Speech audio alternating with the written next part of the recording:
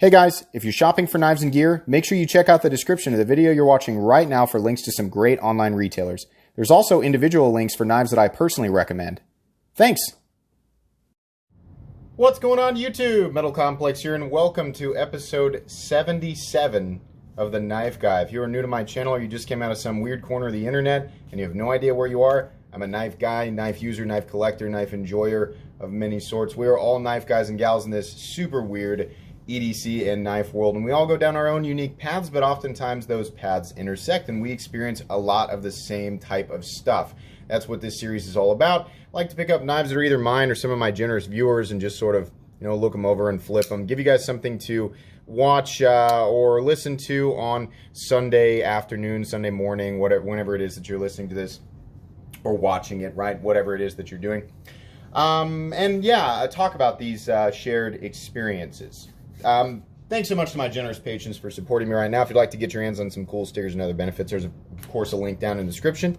Support would mean the world to me, and please follow me on Instagram at metal_complex. What are we talking about today?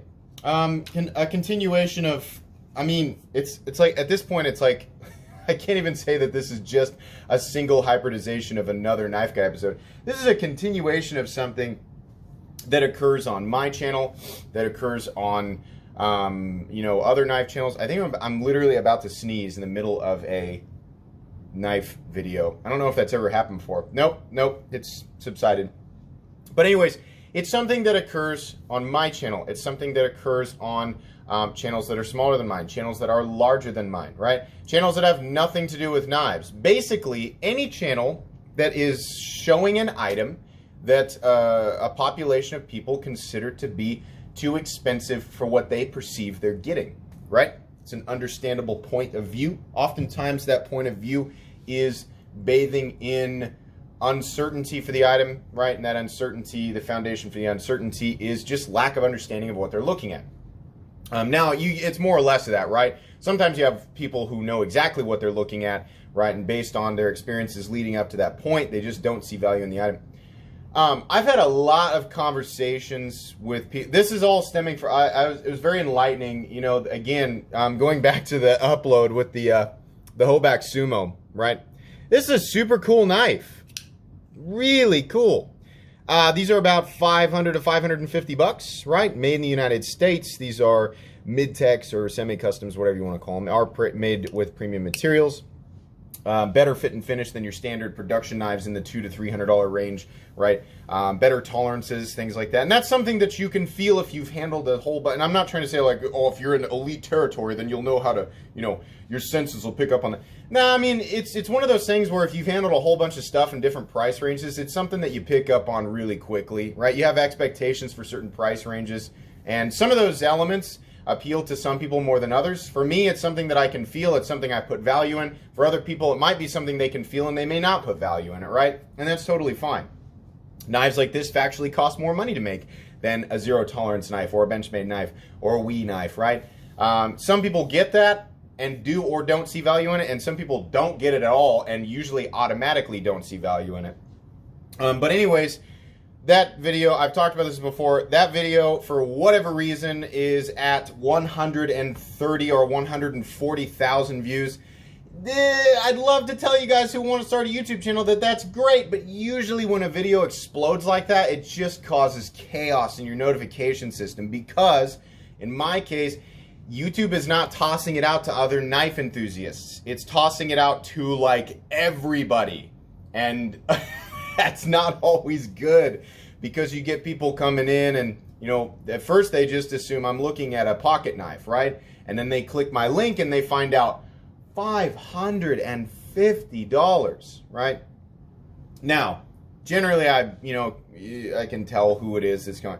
And if it's somebody I feel like has no idea, what, to repeat the intro to this, no idea where they are, it's like, I get it. You don't know. So of course it's like, yeah, my perspective is there's no way because I can go down to my local hardware store and buy a pocket knife for 20 bucks, right? So you guys are getting your faces ripped off. That's generally, that's nothing against those people. They just don't know that this world exists, right? I've got quite a few viewers though who pop in periodically as new people who are interested in the knife world, right? Their experience so far is with, here's a great example, right? They like knives, but maybe they carry something like this, right? Because it cuts and it gets the job done. And it does, right? There's just nothing, there's nothing fun here for a knife enthusiast. It's just a box cutter. Maybe they're, they start buying knives and they get into this territory, right? A rat, excellent tool, good materials for the money, or the SR1 Lite, right? Oftentimes people end up here, right? Value system is entirely based on exactly how capable the knife is hypothetically, right? In the most extreme of circumstances. Cost to durability ratio, the SR1 Lite is really hard to beat. In fact, it'll probably end up like at the end of the year, I'm gonna do kind of an awards thing where I give out random awards to different types of knives, in different price ranges for different reasons. Because I consider myself an all-encompassing channel where I appreciate things of different price ranges, right? Things that have different design philosophies. But anyways, they reach that territory, and their value system is entirely based on, how much they can pay for how much potential durability or capability the item has. Whether or not they actually plan to use it is out the window. And hey, it's the YouTube comment section. They're safe. They don't have to explain, right? That's fine. And then they see knives in the, well, the Shaman's costs a lot more now because of what I've done to it, but $200, $425 for a Hinder, right? $550 for the Hoback. What are the Direwares at? $700, $800. In the case of, and by the way, this is the Hoback Sliver. I know people are going to ask about it. It hasn't been unboxed yet. This was sent to me by Jake Hoback. I'm pretty excited about it. I promise you guys will see an unboxing soon. Can we turn the exposure up here? Yeah, there we go. Or the Brown Cortex, which is truthfully something around an $800 knife, but the secondary market has taken these things and shot them to the moon. I saw one on eBay the other day for $1,600. Holy crap. It's a nice knife, right? Everyone has their limit. I'll tell you guys right now, as somebody who handles a stupid, oh, we didn't talk about this, sorry. Andre Thorburn L51, probably around a $900 knife. They got a lot of different L and different letters and different things, right? Anyways, everybody has a limit of how much they'll spend on an item. Not even necessarily knives, just an item, right?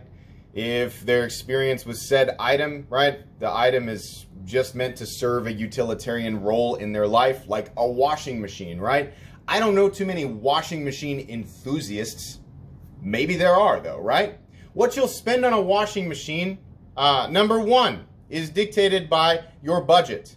That is the case with all things. Your budget, your financial means of acquisition. If your financial means of acquisition change or increase, then what you look at, right? You go to Home Depot or wherever it is you go to look at a washing machine. I live in Kansas, so my options are limited. On people who are like, you shop for a washing machine at Home Depot? Honestly, I don't even know if you can buy them at Home Depot. But whatever, wherever it is that you go, right? You look at things in a higher price range because your budget will allow for it. So all of a sudden you become curious about the other elements that said item might bring to the table. I'll be the first to admit that when my budget increases, which honestly it has over the last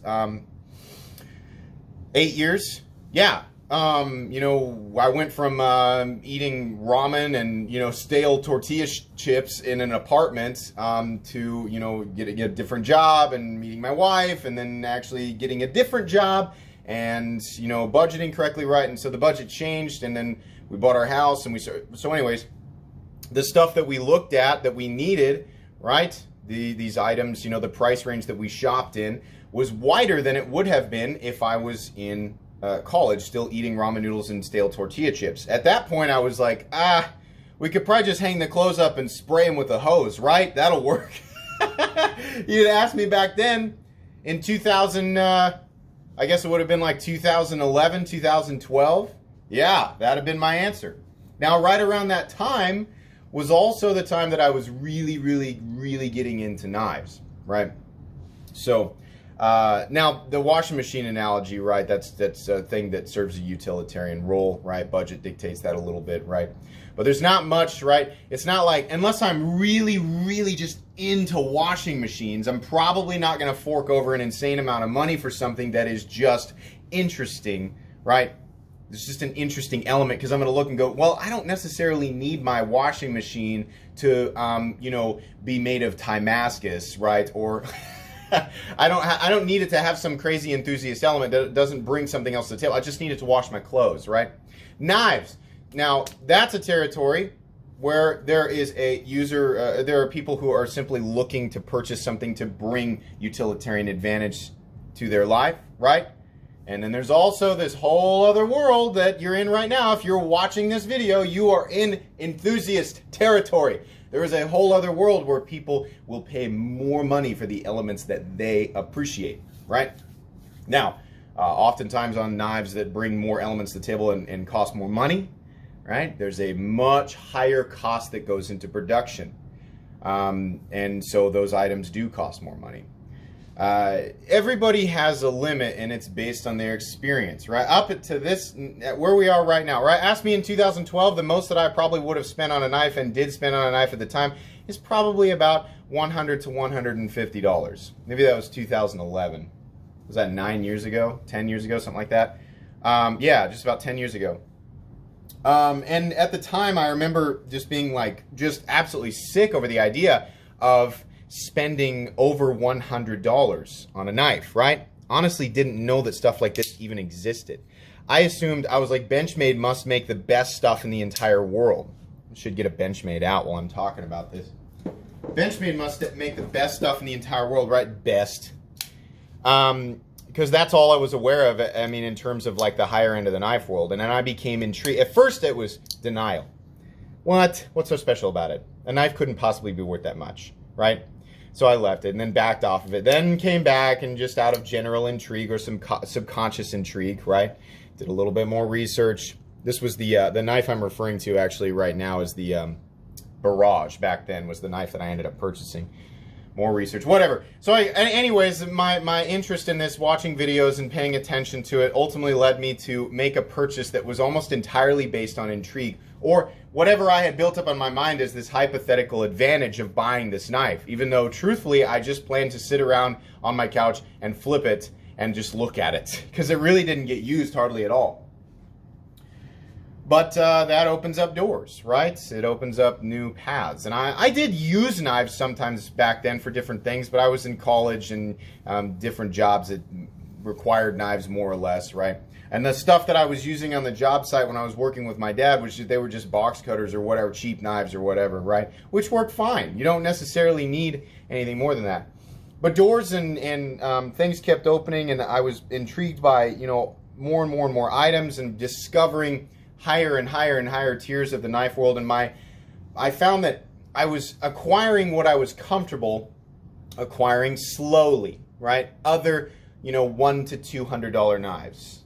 Kept doing that. At some point, you know, the Hinderer thing happened. I saw a Hinderer and I couldn't get it, and I ended up buying the 0562, and I had like 4 or 5 knives at this point. And I had all this money and stuff that I definitely could not afford it. Like, it was just, I was stretching my budget thin to hit that mark because I was so intrigued by it, right?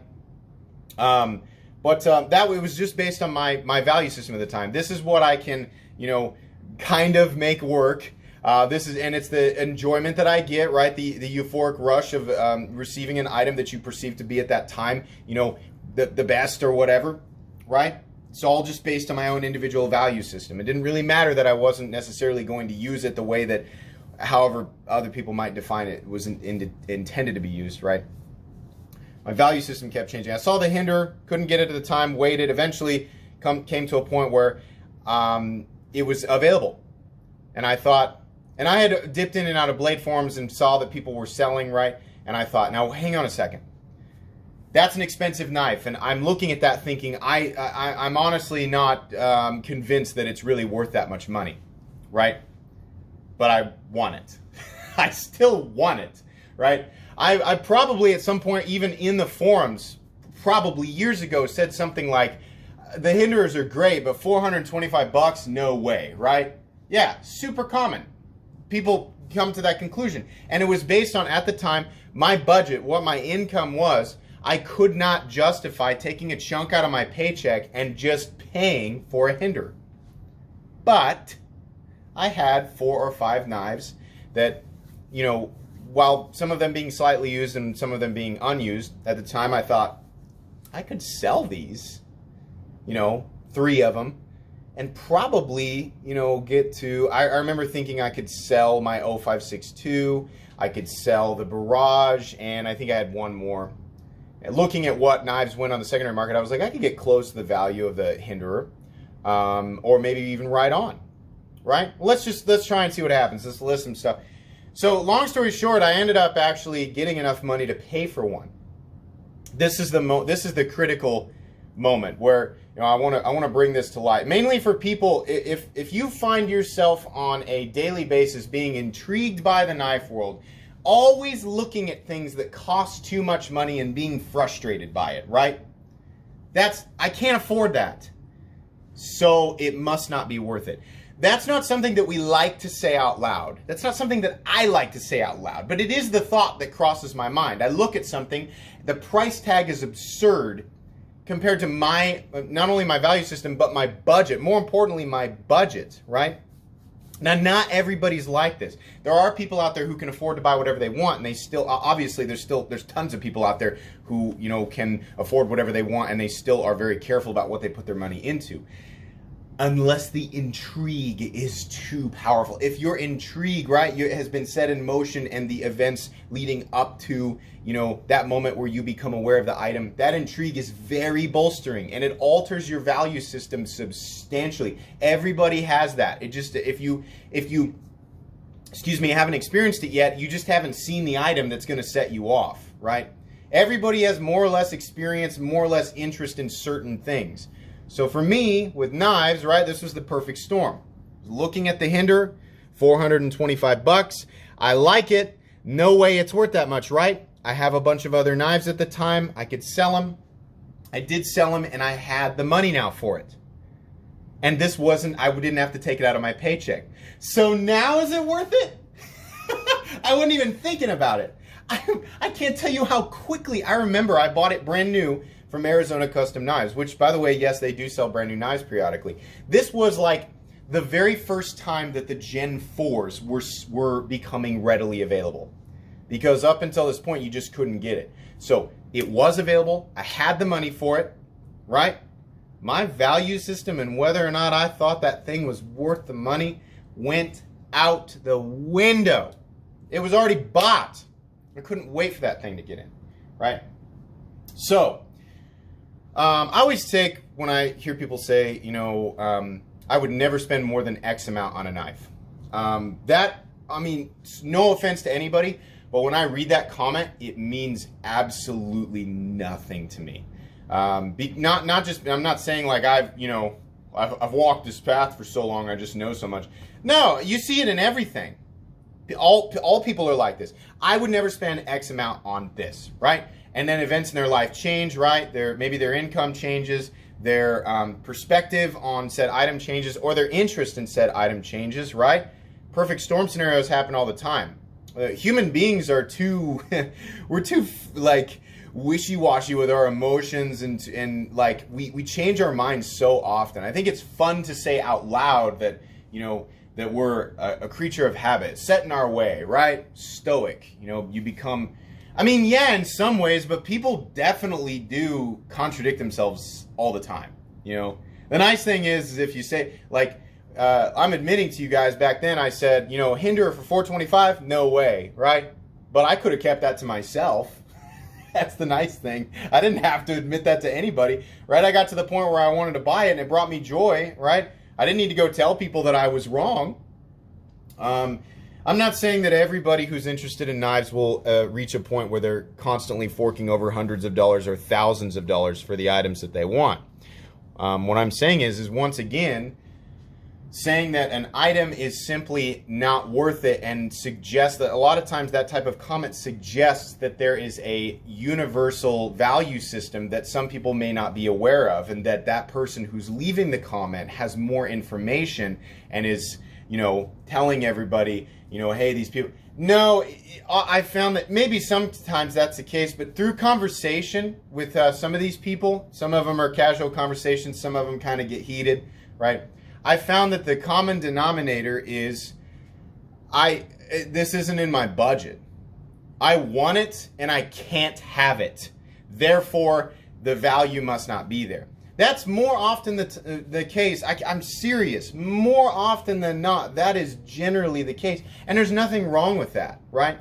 But it is confusing to new people reading that comment, because if somebody leaves a comment like, there's no way, they can't possibly be worth it, because, and then they give a bunch of generic examples like, my Cold Steel SR1 light is just as capable as that knife. Okay, yeah, I mean, like, if your value system is entirely based on the potential durability and dependability and functionality of the item, right, then you're going to leave a comment like that.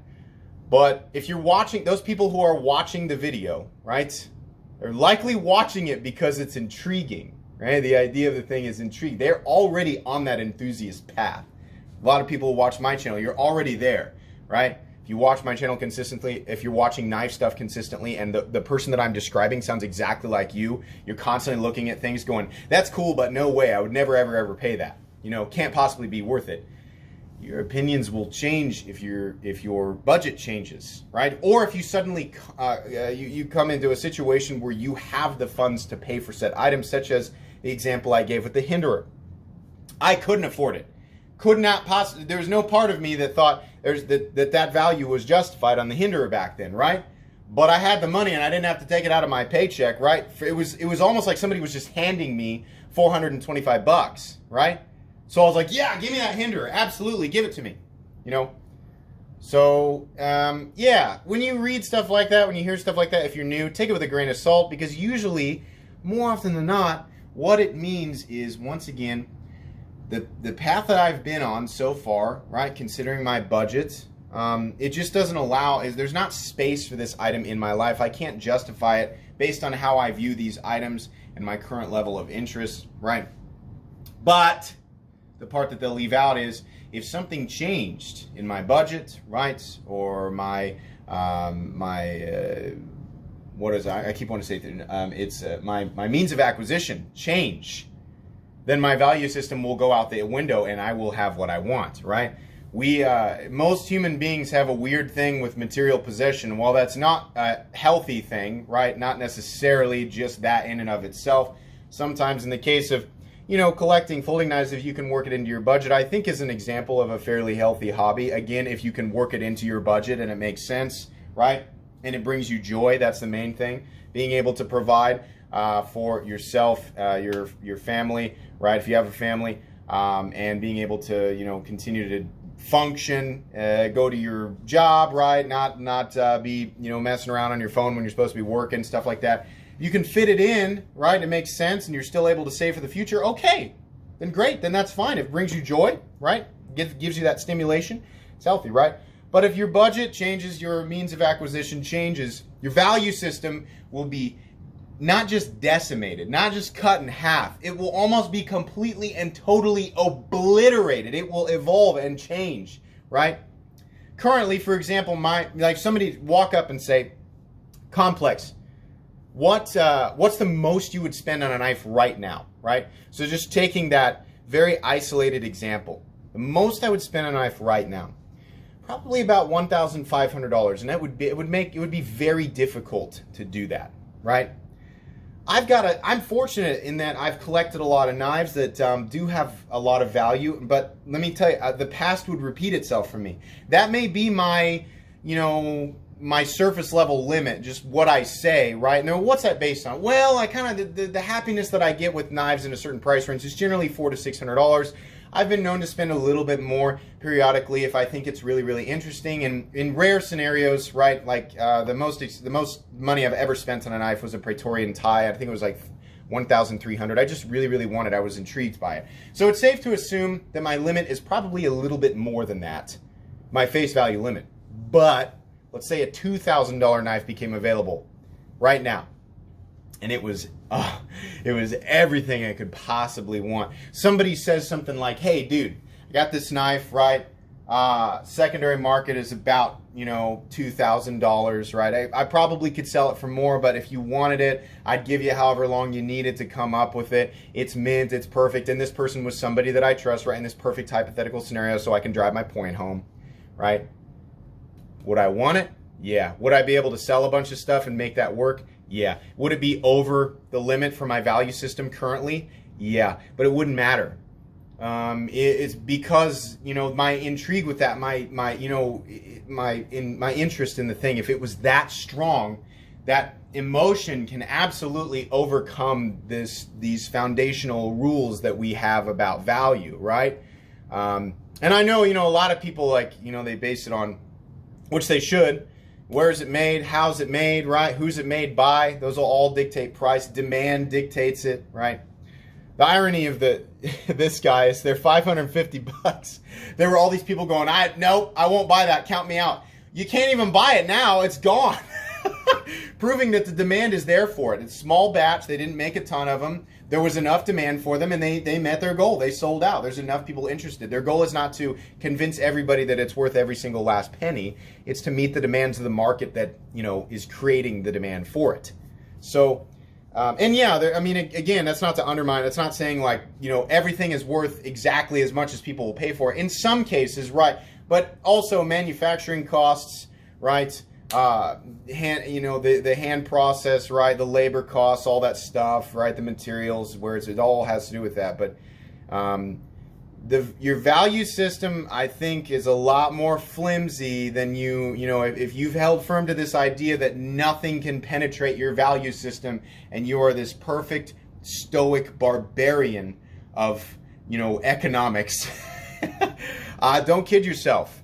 Don't, because it'll ever evolve and ever change. And but also, that's not saying, again, that you absolutely have to venture into certain. I'm not saying it is inevitable that you'll become a crazy, obsessed knife person who spends thousands of dollars a year on knives. No, if you're at the $30 territory and you're looking at $60 knives and you're thinking, there's no way a knife could be worth $60, this entire analogy still applies, right?